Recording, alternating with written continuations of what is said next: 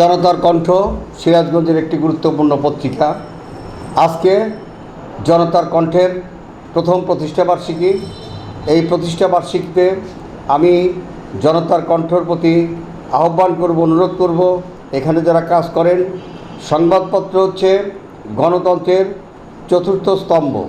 সংবাদপত্রের মাধ্যমে মানুষ তার মতামত প্রকাশ করে, সরকার তার কার্যক্রম প্রকাশ করে।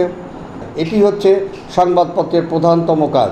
আমি আশা করব এই পত্রিকা আগামী দিনে এই কাজগুলো সুন্দর করে প্রচার করে গণতন্ত্রকে প্রতিষ্ঠা করবে এবং সমাজের মানুষের ন্যায় প্রতিষ্ঠা করার জন্য কাজ করবে।